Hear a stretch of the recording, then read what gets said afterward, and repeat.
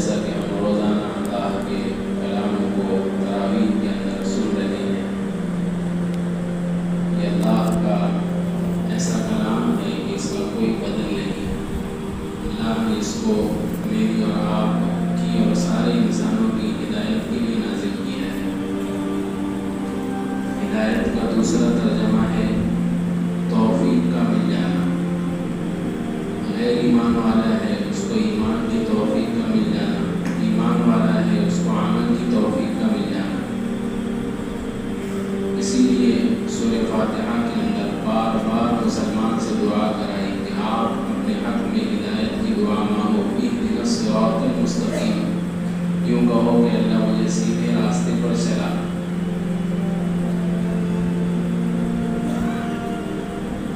جب ہم سیدھے راستے پر پہلے سے ہی چل رہے ہیں، اگر یہ تو اس وقت ہوگا سیدھے راستے پر چلا جب کہ ہم بہتے ہوئے ہیں، اور اگر ہم سیدھے راستے پر پہلے سے ہی چل رہے ہیں تو پھر اس صورت میں یہ دعا اس طریقے سے ہوگی کہ اللہ ہمیں سیدھے راستے پر جمائے رکھو۔ اگر ہم گمراہ نہیں ہیں، گمراہوں کے طریقے پر نہیں ہیں، تو پھر اب اہدنا الصراط المستقیم کا ترجمہ ہوگا کہ اللہ مجھے جس سیدھے راستے پر تو نے ڈال رکھا ہے اب اس پہ قیامت تک مرتے دم تک جمائے رکھ۔ جب ہم سورہ فاتحہ نماز میں پڑھیں یا بطور دعا کے پڑھیں تو اس کا خاص طور سے اہتمام کے ساتھ اس ترجمے کو اپنے ذہن میں رکھیں کہ اللہ مجھے سیدھے راستے پر چلا۔ پھر اس کے بعد اس کی تشریح اللہ نے فرمائی، صراط الذین انعمت علیہم، سیدھا راستہ وہ لوگ، ان لوگوں کا راستہ سیدھا ہے جس پر تیرا انعام ہوا۔ ان لوگوں کے راستے پر مت چلا جن پر تیرا غضب نازل ہوا یا جو گمراہ ہو گئے۔ ان آیتوں کو منتخب کرنے کی وجہ یہ ہے کہ اس زمانے میں مسلمانوں کی ایک بڑی آبادی دن بدن غیر المغضوب علیہم ولا الضالین کا مصداق بنتے جا رہی ہے۔ ہم آسان زبان میں اس کو سمجھنا چاہیں گے مختصر انداز میں۔ اللہ نے دین حق نازل کیا حضرت محمد صلی اللہ علیہ وسلم پر، پھر اس دین کو اللہ نے محفوظ کیا قرآن کے ذریعے، آپ صلی اللہ علیہ وسلم کے ارشادات کے ذریعے، صحابہ کے عمل کے ذریعے اور ائمہ مجتہدین کی تشریحات کے ذریعے۔ یہ ساری چیزیں مل کر ہمارا دین کامل اور مکمل ہو گیا۔ اب جو اس کی پیروی کرے گا وہ راہ راست پر ہے، جو دعا مانگ رہا ہے کہ سیدھے راستے پر چلا، جو ان ساری چیزوں پر، قرآن پر بھی، حدیث پر بھی، صحابہ پر بھی، ائمہ مجتہدین کی تشریحات پر بھی، وہ سیدھے راستے پر ہے۔ اور جو اس سے ہٹ رہا ہے، کچھ قرآن کو ماننے والے ہیں، حدیث کا انکار کرتے ہیں، وہ بھی گمراہ۔ کچھ حدیث کو ماننے والے ہیں، قرآن کا انکار کرتے ہیں، وہ بھی گمراہ۔ کچھ قرآن اور حدیث کو ماننے والے ہیں، صحابہ کو نہیں مانتے، ان پر طعن و تشنیع کرتے ہیں، وہ بھی گمراہ۔ اس لیے اس کو سمجھنے کی ضرورت ہے کہ جس آیت میں اللہ کہہ رہے ہیں کہ ہدایت کے معنی ویسے آتے ہیں راستہ دکھانے کے، اہدنا کے معنی آتے ہیں راستہ دکھانے کے۔ راستہ دو طریقے سے دکھایا جاتا ہے۔ ایک راستہ دکھانا ہوتا ہے کہ آدمی یہاں کھڑا ہوا ہے اور اس سے کوئی پوچھ رہا ہے کہ یہ بتاؤ کہ وہ ریلوے برج کہاں ہے، تو اس کو یہیں سے بتا دینا کہ ایسے سیدھا چلے جاؤ امبیڈکر چوک سے رائٹ، پھر اس کے بعد لیفٹ، وہاں پل دکھ جائے گا تم کو۔ ایسا اس کو بھی کہتے ہیں ہدایت، راستہ یہیں سے دکھا دینا۔ انبیاء علیہ السلام اور جتنے داعی گزرے ہیں وہ سب اسی طریقے سے حق کا راستہ دکھاتے ہیں کہ یہ اللہ ہے، یہ رسول اللہ ہے، یہ کتاب اللہ ہے، یہ اچھی باتیں ہیں، یہ گندی باتیں ہیں، ان پر عمل کرو۔ کان پکڑ کر کوئی نہیں عمل کراتا۔ اور دوسری ہدایت کے معنی آتے ہیں ایصال المطلوب، کہ کسی نے مجھ سے پوچھا کہ اسٹیشن کہاں ہے، میں نے کہا چلو میرے ساتھ بیٹھو، میں بتاتا۔ گاڑی کو بیٹھا کے لے جا کے اسٹیشن پر چھوڑ دیا اور اسے کہا کہ یہ اسٹیشن۔ اس کو بھی کہتے ہیں ہدایت دینا۔ ایسی ہدایت یہ اللہ کے قبضے قدرت میں، ایسی ہدایت اللہ بندوں کو بعض مرتبہ دیتے۔ ایک آدمی سوچتے ہیں کہ یہ کیسا مسلمان بن گیا, یہ کیسا توبہ کر لیا. کبھی کبھی ہم دیکھتے ہیں کہ ایک گنہگار ہے, گناہوں میں ڈوبا ہوا ہے, کوئی اس کے پاس گیا نہیں, کسی نے اس کو سمجھایا نہیں, اس کے باوجود اس نے توبہ کر لیا, نیک بن گیا. اس کے حق میں اللہ کی وہی ہدایت کار فرما ہوئی کہ اللہ نے گویا کہ اس کا کان پکڑ کر اس کو سیدھے راستے پر لگا دیا. تو سیدھا راستہ سمجھنے کی ضرورت ہے تاکہ میں اور آپ ڈگمگائیں نہ. قرآن کہتا ہے صراط الذین انعمت علیہم, سیدھا راستہ, حق کا راستہ وہ ہے جس پر تو نے انعام فرمایا.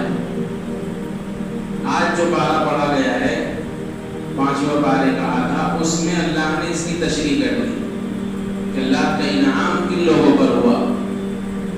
اللہ کا انعام انبیاء, صدیقین, شہداء اور صالحین, یہ 4 لوگوں کا راستہ سیدھا راستہ ہے.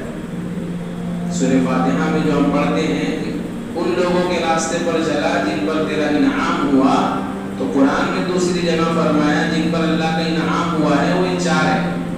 گویا کہ ہم اللہ سے یہ کہتے ہیں کہ اللہ میں نبیوں کے راستے پر چلا, صدیقین کے راستے پر چلا, شہداء کے راستے پر چلا اور صالحین نیک لوگوں کے راستے پر چلا. اس زمانے میں جو دیندار طبقہ دین کو لے کر اٹھتا ہے وہ نبی تک تو رہتا کہ ہم نبی کی بات مانیں گے, بس اس کے نیچے نہیں اتریں گے. کیسے نہیں اتریں گے بھائی؟ قرآن تم کو دعوت دیتا ہے. صدیقین, شہداء, صالحین یہ سارے نبی تھوڑی ہیں. صدیقین, شہداء, صالحین قیامت تک رہیں گے. انبیاء علیہم السلام کا سلسلہ ختم ہو گیا. اسی لیے اللہ نے دعا ایسی کرائی, یوں کہہ دیتے کہ نبیوں کے راستے پر چلا تو نبی تو چلے گئے. اس لیے اللہ نے مفہوم بدل دیا, ان لوگوں کے راستے پر چلا جن پر تیرا انعام ہوا. ان میں سے صدیقین, شہداء, صالحین, نیک لوگ بھی ہیں, وہ قیامت تک رہیں گے. اسی لیے مفتی شفیع صاحب رحمۃ اللہ علیہ نے اس کو بڑے اچھے سے سمجھایا کہ کتاب اللہ کو سمجھنے کے لیے رجال اللہ کی ضرورت پیش آتی ہے.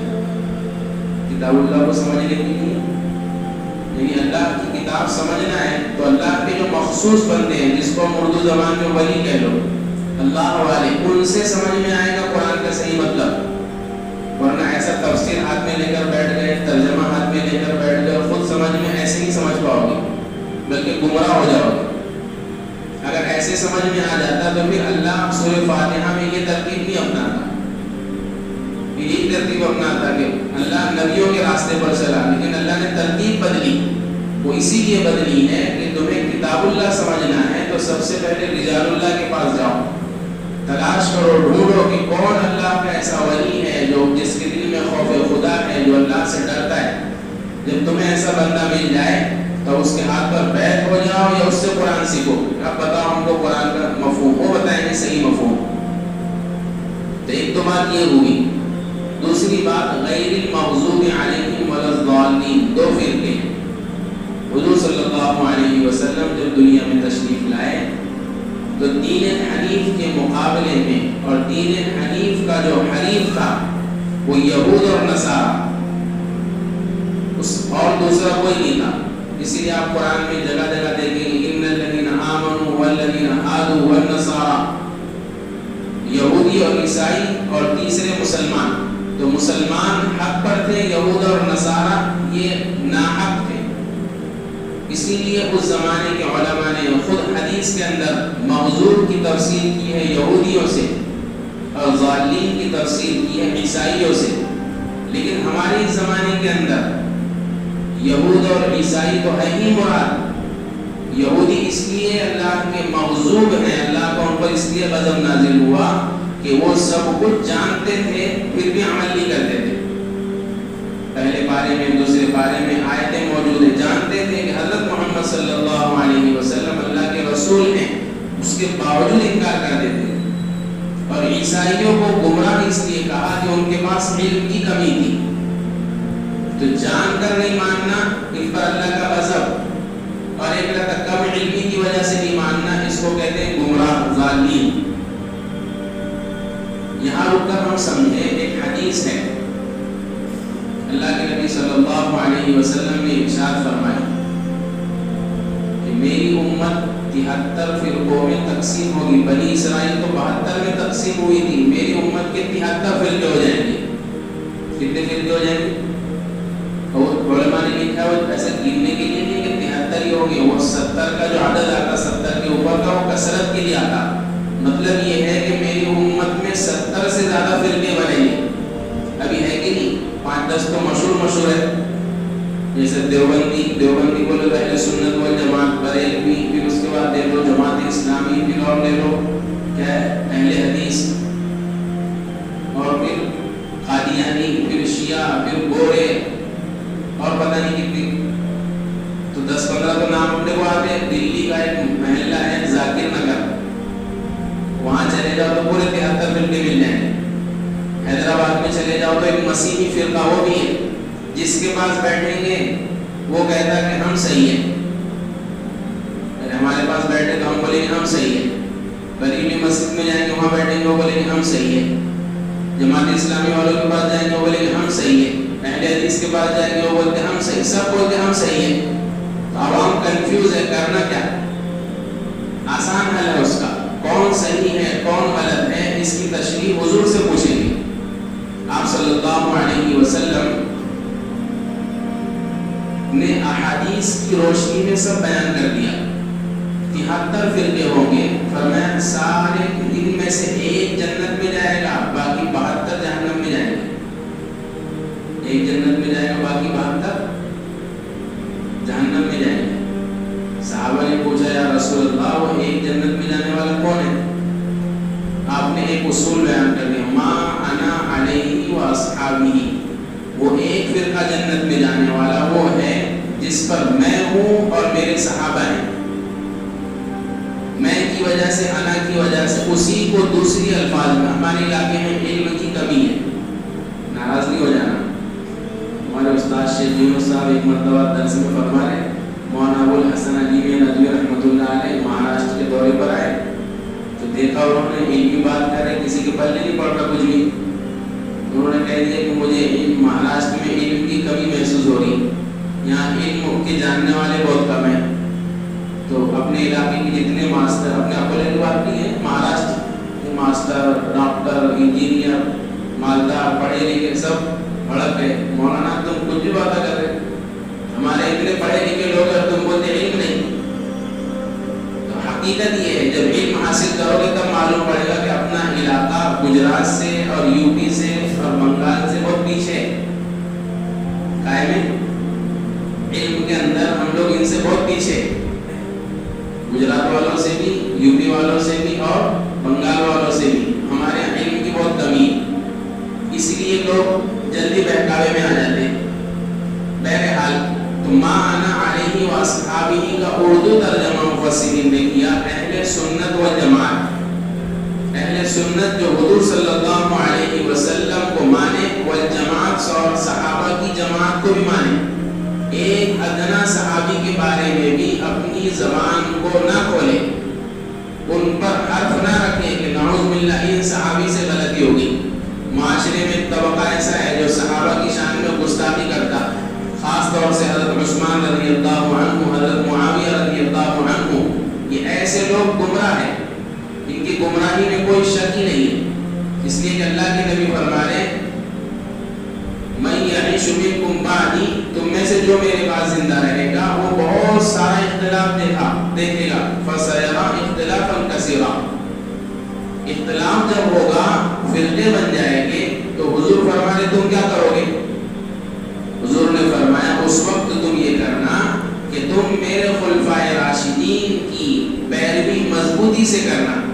عضو علیہا بالنواجذ، جیسے رسی کو یا کپڑے کو دانتوں سے مضبوطی سے پکڑا جاتا ہے، ایسے میرے صحابہ کی سیرت اور طریقے کو مضبوطی سے پکڑنا، صحابہ کی جماعت کو نہیں چھوڑنا. یہاں رک کر ایک بات ہم سمجھا دیتے ہیں. اختلافات کی جب بات آئی تو امت میں 2 قسم کے اختلافات ہیں. کتنے قسم کے اختلافات؟ ایک اختلاف رحمت ہے اور دوسرا اختلاف عذاب ہے. ایک اختلاف رحمت ہے، دوسرا اختلاف عذاب ہے. جس کو دوسری زبان میں یوں کہو، ایک اختلاف اجتہادی مسائل کے اندر اور دوسرا اختلاف نظریات کا. اجتہادی مسائل کا کیا مطلب؟ اجتہادی مسائل حضور صلی اللہ علیہ وسلم کوئی مسئلہ بیان کرتے، صحابہ سے بعض مرتبہ اس کے سمجھنے میں دو جماعتیں ہو جاتی، ایک کچھ اور سمجھتا ہے، ایک اور کچھ سمجھتا. جیسے ایک واقعہ سیرت کی کتابوں میں لکھا ہے کہ آپ نے صحابہ کی ایک جماعت سے کہا لا یصلین احدکم العصر الا فی بنی قریظہ. صحابہ کی ایک جماعت بنائی اور بنو قریظہ مدینہ کے ایک محلہ تھا، وہاں روانہ کیا اور یوں فرمایا کہ دیکھو عصر بنو قریظہ میں پہنچ کر ہی پڑھنا. یہ بات ہم آپ کو سمجھا رہے ہیں اجتہادی مسائل والی. وہ صحابہ کی جماعت نکلی، راستے میں اتنا کم وقت رہ گیا کہ ہم بنو قریظہ پہنچیں گے تو نماز قضا ہو جائے گی عصر کی. تو دوست وہ جو صحابہ کی جماعت تھی اس میں دو گروہ بن گئے. ایک کہنے لگا کہ بھائی حضور کا منشا اور مقصد یہ ہے کہ بنو قریظہ جلدی پہنچو، چنانچہ اگر وقت سے پہلے پہنچ جائیں گے عصر کے تو پڑھ لیں گے، لیکن یہاں ہم دیکھ رہے ہیں کہ وقت زیادہ ہوگا، وہاں پہنچیں گے تو عصر قضا ہو جائے گی، لہذا اللہ راستے میں پڑھ لیتے. تو ایک صحابہ کی وہ ایک جماعت میں سے آدھے گروپ نے راستے میں نماز پڑھ لی. دوسرا گروپ کہنے لگا کہ نہیں، حضور نے کہا تھا کہ عصر کی نماز بنو قریظہ میں پڑھنا چاہے وہ قضا ہی کیوں نہ ہو جائے، ہم وہی پڑھیں گے جا کے. چنانچہ انہوں نے قضا کر دی، بنو قریظہ محلے میں پہنچے، وہاں جا کر عصر پڑھی. دو جماعتیں ہو گئی. حضور صلی اللہ علیہ وسلم کو جب اس کی اطلاع ملی کہ ایک نے راستے میں پڑھ لیا اور ایک نے محلے میں جا کر پڑھا، تو آپ نے دونوں میں سے کسی کو نہیں ڈانٹا کہ تم نے غلط کیا، تم نے صحیح کیا. اس کو بولتے ہیں اجتہادی مسائل، کہ حضور کی ایک بات اس کے سمجھنے میں دو لوگ لگے ہوئے، ایک کو یہ سمجھ میں آیا، ایک کو یہ سمجھ میں آیا. تو ایسے بے شمار سیرت کے اندر آپ کو مثالیں ملے گی جہاں صحابہ نے حضور کی بات کے دو مختلف مفہوم سمجھے اور آپ نے دونوں کو منع نہیں کیا، یوں فرمایا دونوں بھی صحیح ہے. اسی کو جو حدیث مشہور ہے اختلاف امتی رحمت، میری امت کا اختلاف رحمت ہے، وہ یہ ہے. اسی لیے جب حضور کے بعد صحابہ کے بعد تابعین دنیا سے رخصت ہونے لگے تو ائمہ مجتہدین دنیا میں آئے، جس میں سر فہرست امام ابو حنیفہ، امام مالک، امام شافعی، امام احمد بن حنبل. انہوں نے وہ قرآن اور حدیث کی روشنی میں، صحابہ کے عمل کی روشنی میں فقہ اور میرے اور آپ کے لیے مسائل جمع کی، اور پھر وہ حنفی، حنبلی، مالکی، شافعی اس طریقے کے مسائل مشہور ہو گئے.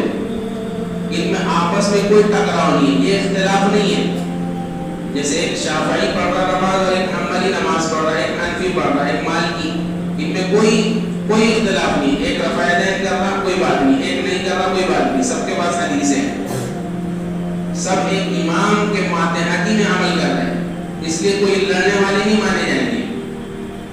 یہ لڑنے والے، ان کے لیے حکم یہ ہے کہ جس امام پر تمہارا اعتقاد بیٹھ گیا اس کے مطابق اپنی زندگی پر عمل کرو اور دوسرے اماموں کا ادب کرو. جیسے ہمارے انڈیا، پاکستان، بنگلہ دیش، ایشیا، ترکی، اس میں اکثر و بیشتر لوگ جو مسلک کے ماتحت چلتے ہیں وہ حنفی ہیں. تو ہم کو یہ حکم نہیں ہے کہ نعوذ باللہ ہم شوافے کو، مالکیہ کو اور حنابلہ کو یوں کہیں گے کہ وہ غلط ہے. ابھی اس زمانے کے اندر ایک ڈاکٹر صاحب سے میری ملاقات ہوئی، میں میرا علاج نہیں ہے تو بیٹھ گئے ہو. وہ سطحی علم مارکیٹ میں وہ چل رہا بھی. سطحی علم کا مطلب اوپر ہی باتیں، کچھ یوٹیوب پر، کچھ میسج پر، بنیادی بات معلوم نہیں ہوگی. تو بولے مولوی صاحب جب سب صحیح ہے تو تم لوگ یعنی تم علماء کوئی پلیٹ فارم بناؤ اور اسے ایک بات چلاؤ. اب میں نے اتنے مختصر وقت میں کیا سمجھانا کیا صحیح. بولے جب یہ بھی صحیح ہے، یہ بھی صحیح ہے، یہ بھی صحیح ہے، تو ایسا بولو نا کہ سب صحیح ہے. مسئلہ یہاں بگڑ جاتا.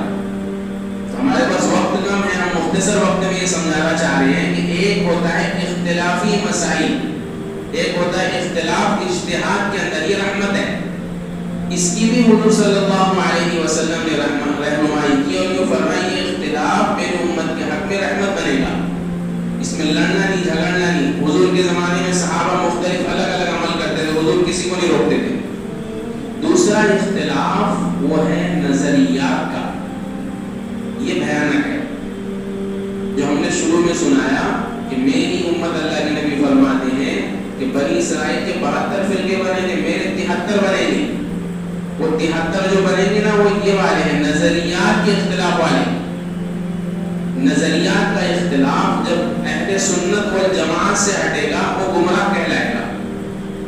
پھر گمراہی کے دو مقام ہیں، ایک تو گمراہی اس حد تک پہنچ جائے گی کہ علماء کرام نے بالاجماع ان کے کافر ہونے کا فتویٰ دے دیا ہو، جیسے ہمارے زمانے کے اندر قادیانی لوگ ہیں، ان کے پاس بیٹھیں گے نا، ابھی سننے میں آ رہا اکولا میں کہیں خیر محمد پلاٹ میرے امی تک ہے، وہاں ایک تو ہے اپنے بھی ہوٹلوں میں ان کا طریقہ کار کیا، ہوٹلوں میں بیٹھتے ہیں، چائے پینے والے جو نوجوان جو نماز نہیں پڑھتے کچھ نہیں کرتے ان کے پاس بیٹھیں گے، ان کا حلیہ ہمارے سے اچھا رہے گا، شلوار اوپر رہے گی، اب وہ بات کریں گے اور پھر یہ سمجھائیں گے کہ دیکھو حضور بھی نبی ہے، لیکن حضور کے بعد غلام احمد قادیانی نعوذ باللہ یہ بھی نبی ہے، اس طریقے سے سمجھاتے ہیں۔ اور جس نے ایسا عقیدہ رکھا کہ حضور کے بعد کوئی نبی وہ تو کافر بن گیا، اب ان کے پاس بیٹھیں گے نا تو وہ نام بھی ان کا عبداللہ رہے گا، نماز بھی تمہاری مسجدوں میں پڑھیں گے،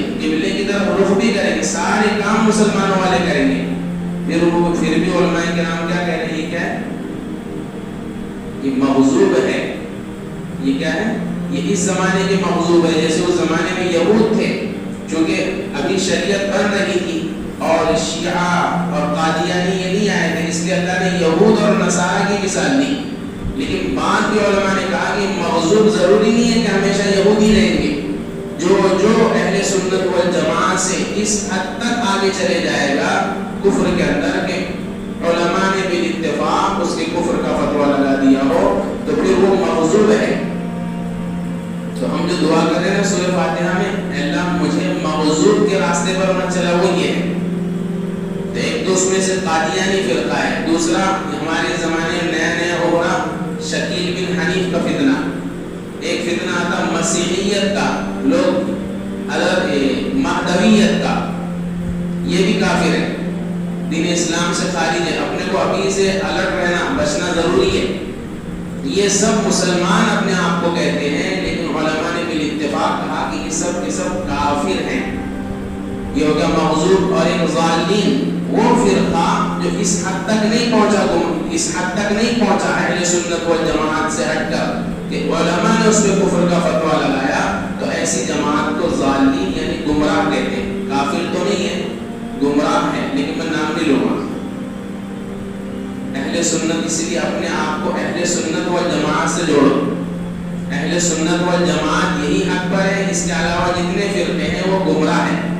مثال اس کی ایسی ہے، آدمی راستے سے کیسے بھٹکتا، راستہ سمجھے، راستہ کبھی اسٹیشن پہ جانا، ریلوے اسٹیشن پر، تو وہاں پٹریاں ہوتی، پٹریاں جو ہوتی نا، تو جب ریل جو ہے پلیٹ فارم پر گھستی اس کے پہلے کینچی بنی ہوئی رہتی، تو جو کینچی رہتی اس میں اتنا سا فاصلہ رہتا، اتنے سے فاصلے سے وہ گاڑی ادھر چلے جاتی اور ایک گاڑی ادھر چلے جاتی اور ایک گاڑی رائٹ سیدھا چلے جاتی،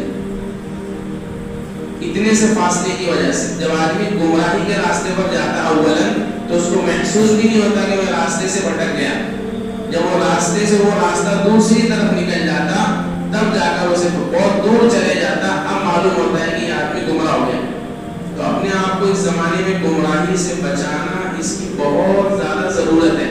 ہم جو سورہ فاتحہ میں بار بار دعا کر رہے ہیں وہ یہی ہے کہ اللہ مجھے گمراہوں کے راستے پر مت چلا، مجھے مغضوب کے راستے پر مت چلا۔ مغضوب کی ایک تفسیر یہ بھی ہے، ہر وہ عمل جس پر اللہ کا عذاب نازل ہوا، ہر وہ عمل جس پر اللہ کا عذاب نازل ہوا اس عمل کو اپنانے والے بھی مغضوب ہیں۔ مثلا لوط علیہ السلام کی قوم پر عذاب نازل ہوا، کیوں؟ لواطت کی وجہ سے، یعنی مرد کا مرد سے، عورت کا عورت سے اپنی خواہش پوری کرنا، یہ عمل مغضوب ہے۔ جب امت یہ عمل کرے گی ان پر بھی غضب ہے، تو ہم سورہ فاتحہ میں دعا کر رہے ہیں کہ اللہ مغضوب ان حرکتوں سے مجھے بچا۔